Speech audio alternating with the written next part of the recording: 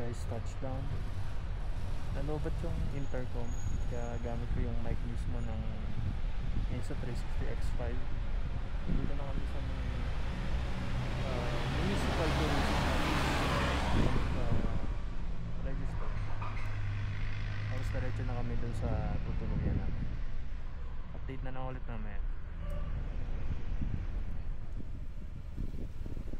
Hi guys, pasensya na sa part na to. Wala na siguro ng pagod sa biyahe. Hindi ko na na-check yung intercom kung connected na sa camera. Nilista ko na lahat ng mga kailangan ko gawin next vlog. So, for sure, mas maayos yung vlog ko next time. Hindi na din nakapag-vlog nung gabi dahil kumain lang kami tapos natulog na. Ang lakas din kasi ng ulan kaya nagpahinga na lang kami. Papunta na kami sa Pogo Viewpoint para saksiyan yung Sea of Clouds. Tara, samahan nyo kami.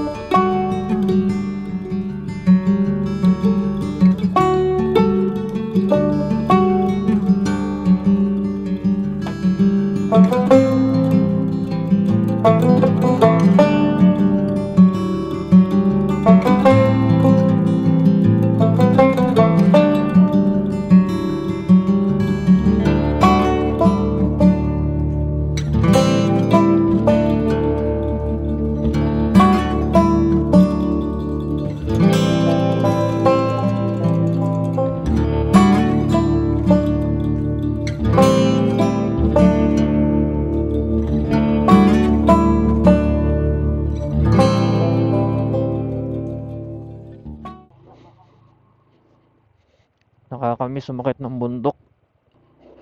Ang ganda dito guys.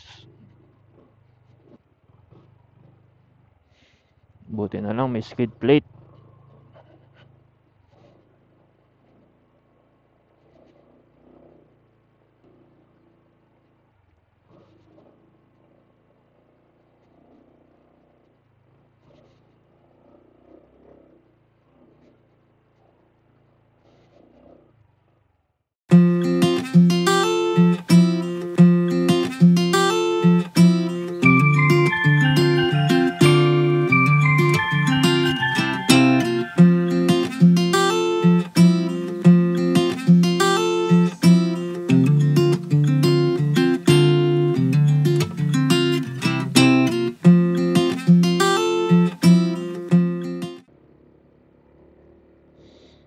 Busog. Sarap ng kain namin sa isang Wow Cafe. May mga nakausap ako na rider. Yung dinaanan pala namin kahapon, kaya sabi ko mahirap. Hindi pala talaga siya yun yung main road ng Sagada. Itong dinadaanan namin talaga yung main road. Kaya pala kahapon wala kaming ganong makasabay, o meron man kahit yung 4 wheels nahihirapan. Mamaya pagpababa na kami dito sa Sagada, dito kami dadaan sa kabila para makompare ko yung daan. Kasi nakita ko may grupo ng rider na merong 125.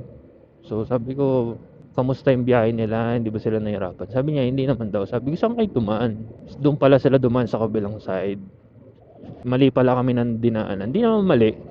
Mahirap ang dinaanan namin kahapon. Pero maganda yung view. Medyo nakakatakot lang kasi ikaw lang yung halos nandun. Experience na rin. At least na try natin dumaan dun. Pabalik na kami dun sa tinutuluyan namin. Papalipad lang ako ng drone, charge ng mga kailangan, tapos punta na kami sa new highest point Philippine road system, tapos Baguio. Baka hindi na kami pumunta sa Mount Otis kasi parang sold na ako dun sa Sea of Clouds kanina. Siguro sa ibang chance, pag may ibang kami kasama, para another experience din. Pakita ko pala sa inyo kung saan kami nag-stay. May dalawang bus kami nakita, maahon, dun sa dinaanan ng mga nakamotor kanina. Sa tingin ko maayos yung daan, hindi ganun katarik, unlike kahapon. May video ako nun, wala lang akong intercom kasi nalobat, pero papakita ko sa inyo kung ganong katarik yung sinasabi ko. As in, tong ADV gapang talaga.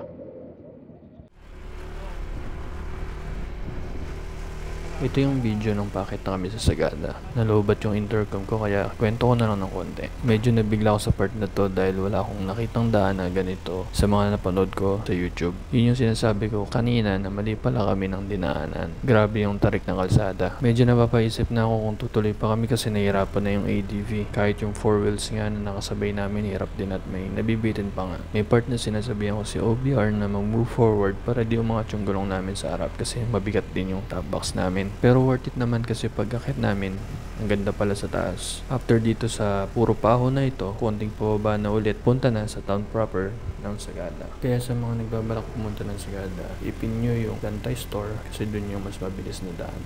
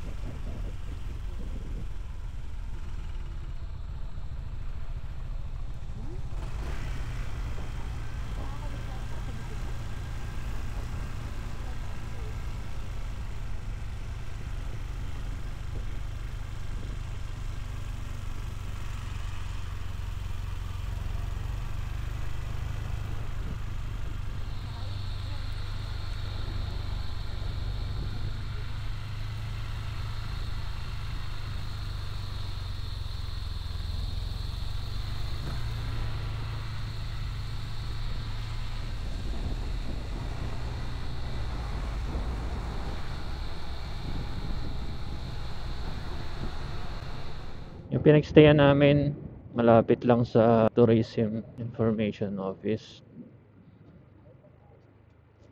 Yan, dito kayo magre-register.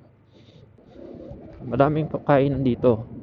Masasarap naman yung pagkain. Yun nga lang, mahal talaga. Dito kami nagstay. Lodge Labanet.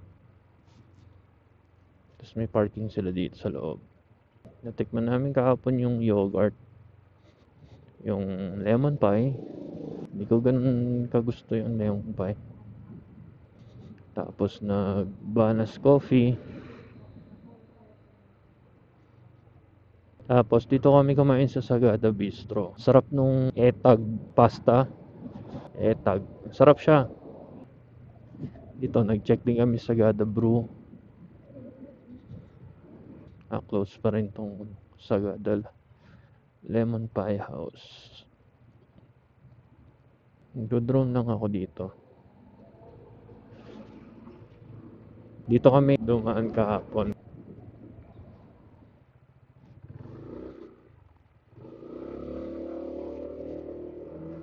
Lumagpas. Kasi minadaanan kami tuloy kahapon. Doon sana ako magdodrone.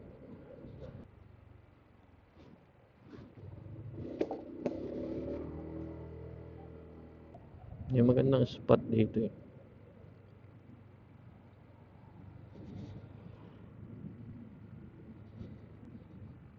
Yan.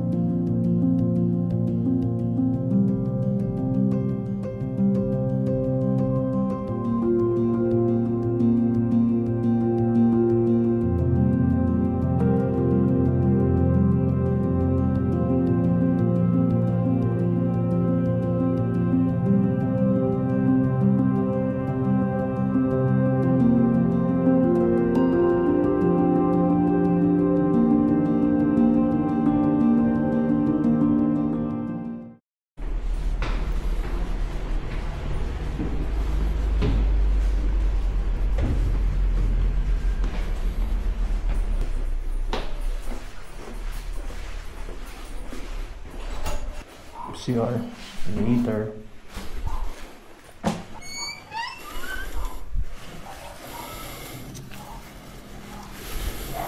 Yeah.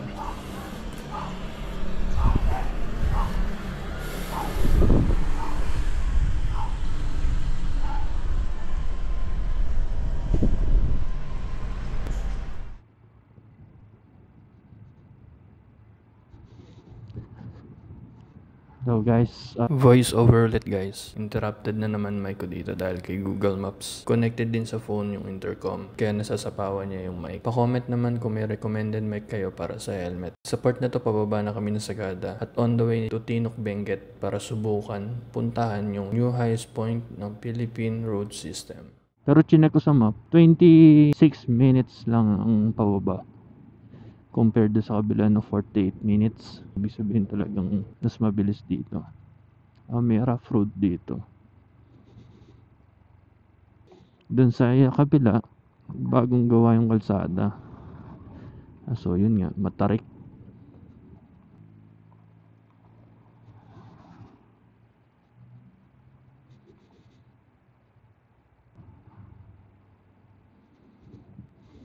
Daming rough road dito.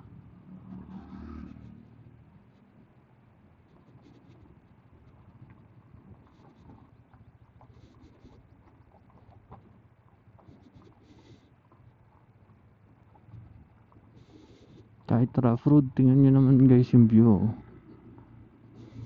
Kala mo yung mga nasa pictures, pero dito totoo.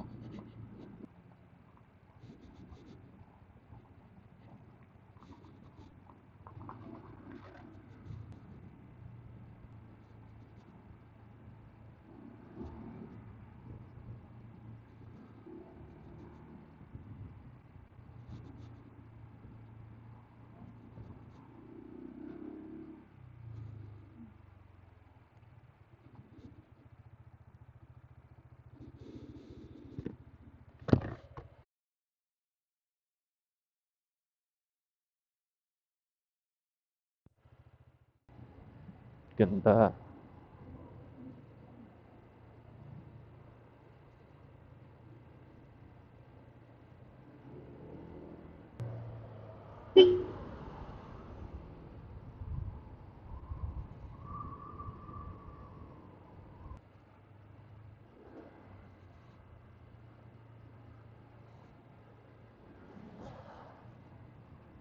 Grabe. Basta okay to, yung daan dito guys. Medyo naawa ako sa ATV. Dito, kaya.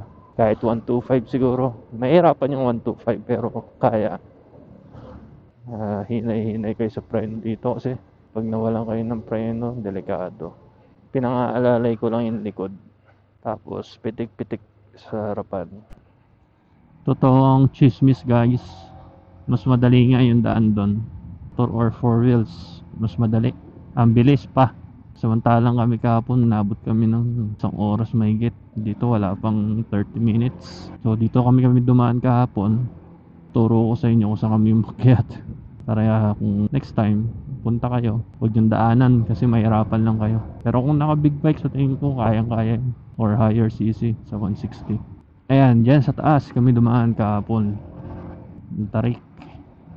Hindi na namin nadaanan yung dinaanan kahapon paakyat ng Sagada kasi may crossing doon. Instead na kumanan, kumaliwa kami ngayon. Tapos nung chinek ko, pabukod na siya, Bukod Benguet. Along the way na yon papuntang Tinok, yung new highest point ng Philippine road system. Ganda ng daan guys. Medyo ano lang ako, sana wag umulan. Sabangan road to, hindi na daanan namin. Sabangan. Walang gano'ng sasakyan.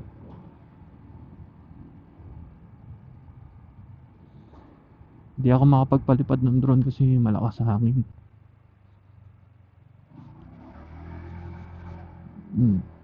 Grabe. Itong 360 na lang gamitin natin.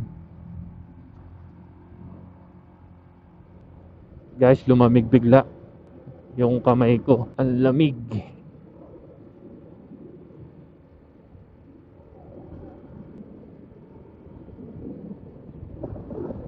May ulap na malaki, madilim. Hindi ko alam kung ulap, pero lamig.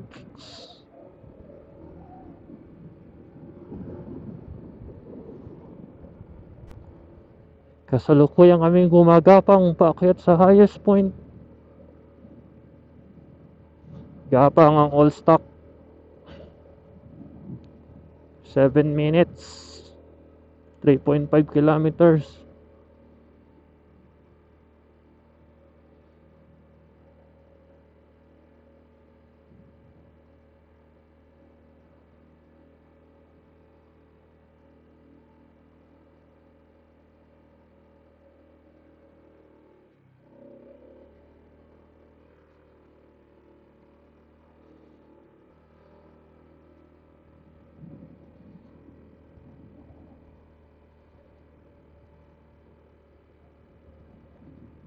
Woo!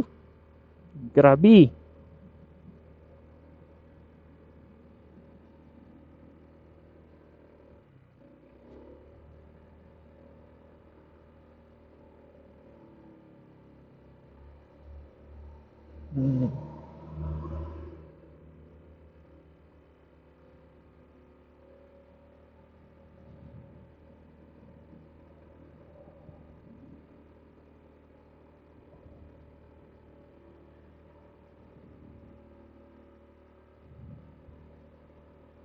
Grabe ka taas.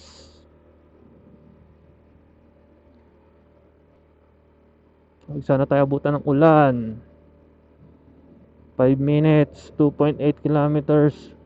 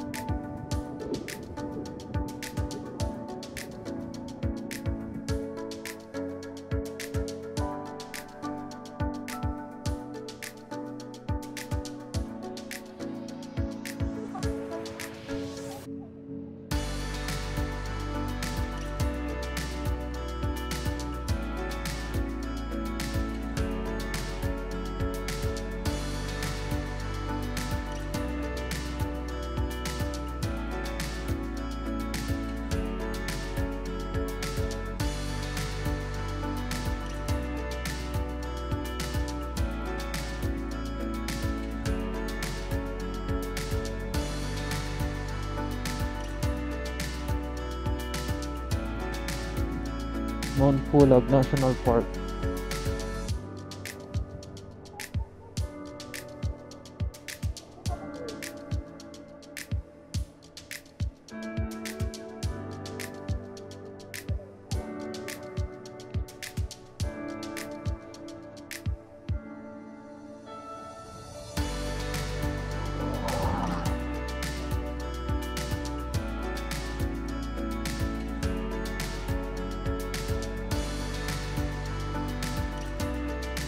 Umuulan na to, no? Lakas.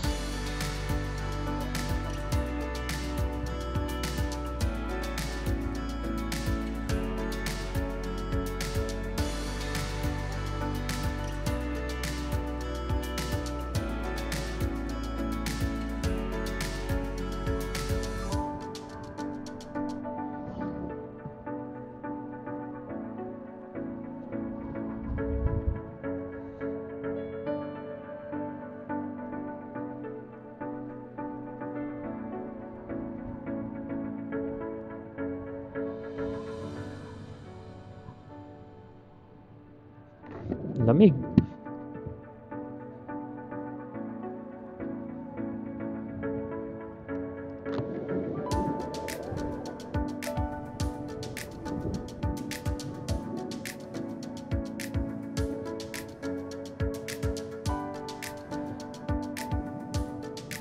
Pababa na kami papuntang Baguio.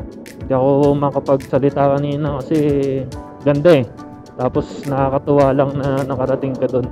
Tapos yung pangarap kong akitin na Mount Pulag, hindi ko pa man siya naakyat. At least kahit paano nalapitan ko siya. Ang laki ng dilim.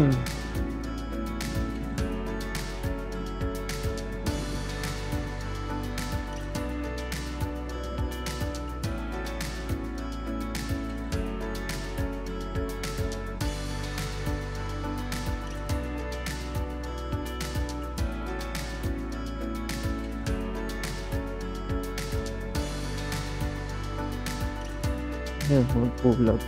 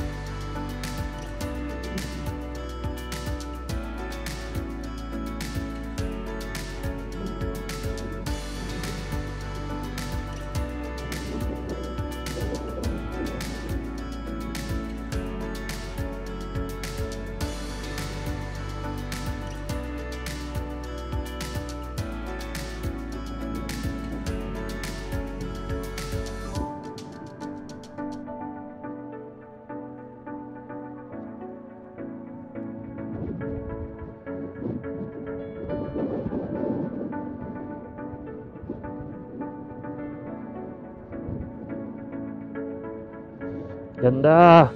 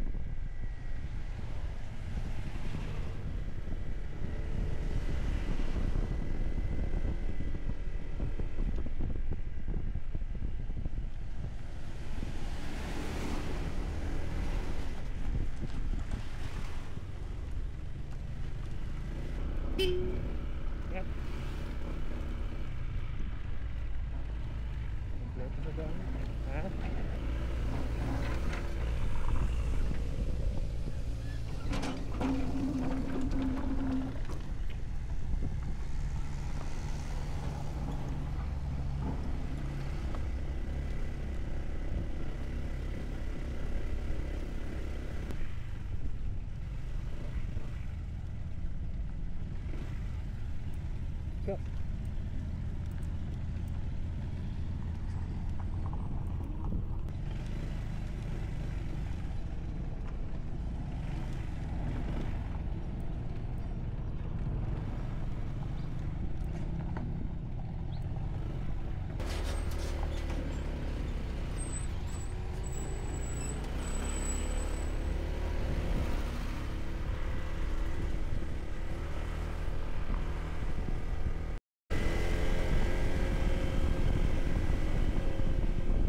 Grabe, laki ng dilim.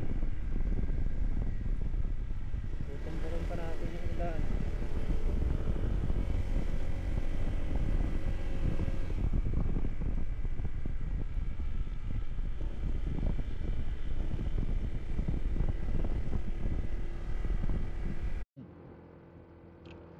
Good morning guys.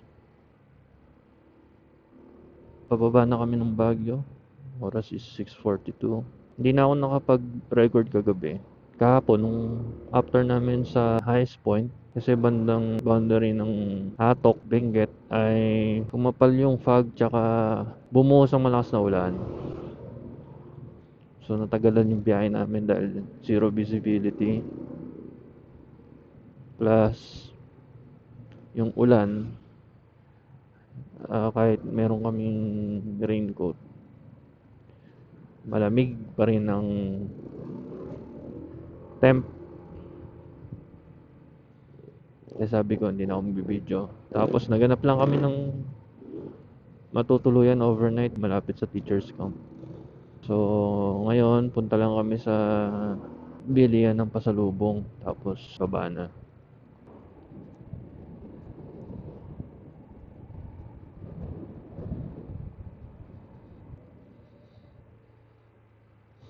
Ubusan na naman ng brake pads.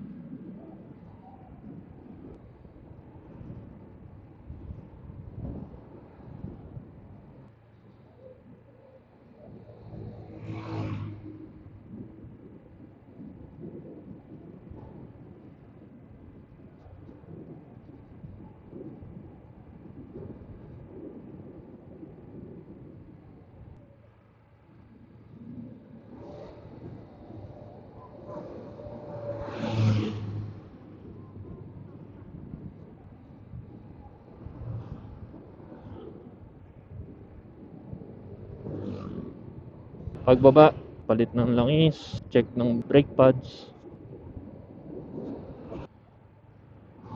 Pinauna ko na sila kasi para hindi sila na bibitin.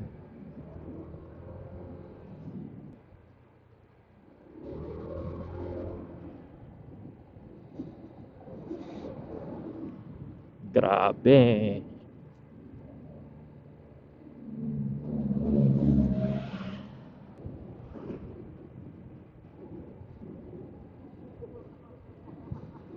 Simula yung nadaanan namin yung papunta sa highest point sa Tinok, parang wala na lang tong Ken Road. Grabe yung lula ko doon.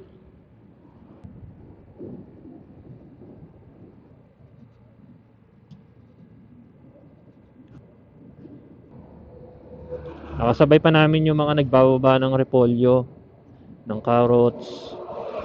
Kaya mas lalong bumagal yung biyahe namin papunta ng Baguio.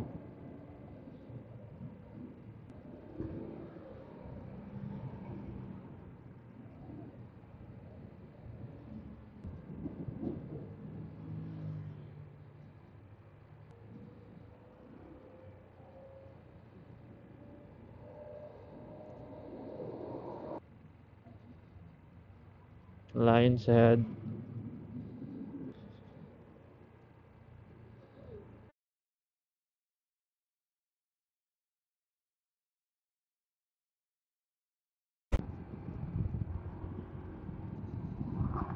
May mga bagong structure dito sa Cannon Road. May bagong tunnel. Alam ko 3 yata to na bago. Saka may mga bagong tulay. Smooth pa naman yung biyahe namin pababa.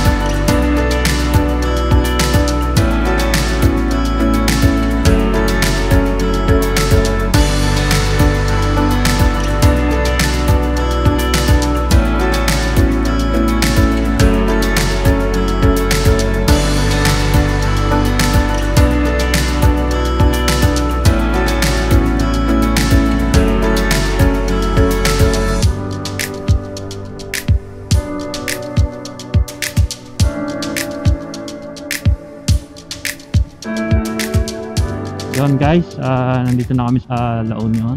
Dito ko na rin tatapusin ang unang vlog. Bulacan, Nueva Vizcaya, Sagada, Tinok, Benguet, Baguio, hanggang dito sa La Union.